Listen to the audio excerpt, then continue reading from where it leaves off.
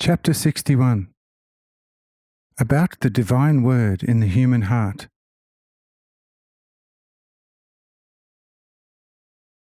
When Enoch had concluded his speech, Seth rose again and said, "Oh, what are we, and what can we do?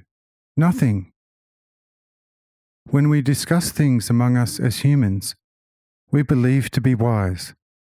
But now it has become clear to me that in the sight of God all our wisdom is pure folly, which cannot possibly please Him.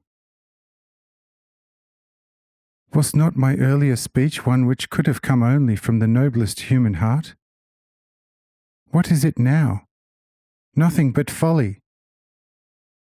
And I am like one confounded, whose thoughts are scattered throughout the world, and who in his dwelling asks for his hut.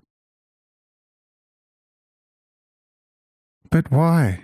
Why could we not realize our idle folly earlier, and had to expose ourselves so awfully before the Lord?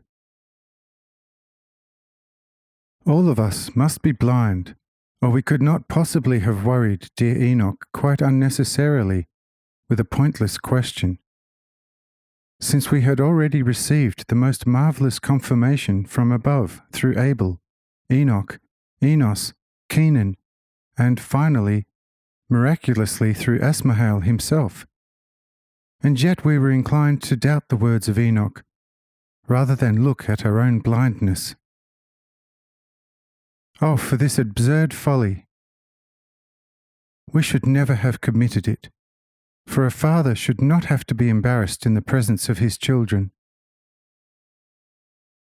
However, since this is the case, it shall be left in the hands of God. But I am thinking in my heart, the most loving and holy Father will, in His great goodness, not hold our anxiousness against us, and will advise us through His love and not His wisdom, compared to which we are so absolutely nothing,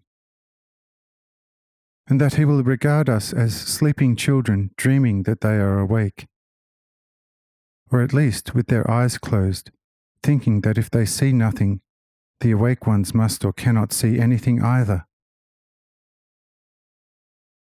Oh, Enoch, do keep awaking us, and, hopefully, there will come the time when we will be able to see what you are seeing, and all of us through you now and one day. This is how it will be in the future, namely, that the Lord will awaken the children to be teachers of their parents, and He will give the parents a childlike heart. And after us there will be children who in their helplessness will be doing greater things than we are doing in our strength. Thus the Lord's will shall always be done. And you, dear Enoch, rise and tell me whether what I have said is right, and thus revive all our hearts. Amen.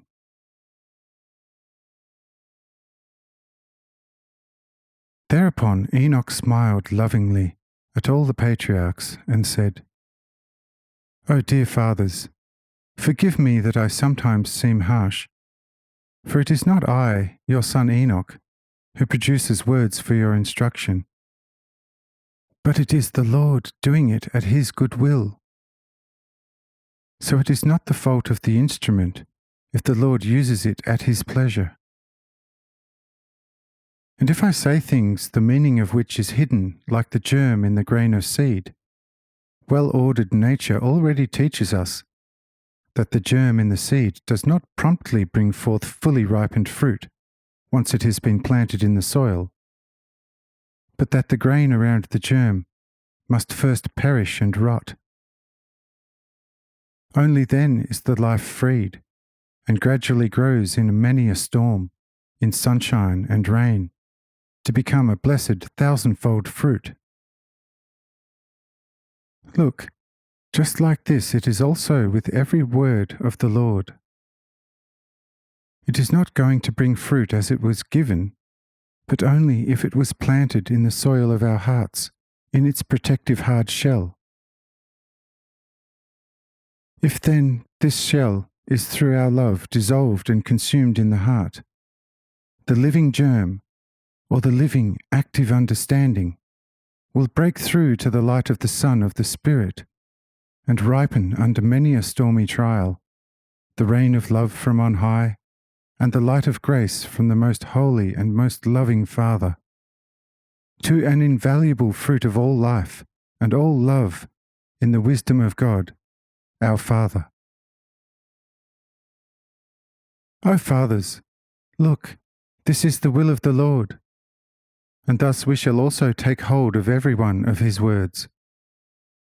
Only in this way shall we show the Lord that we are truly his children who understand the Father's word and recognize his voice at all times.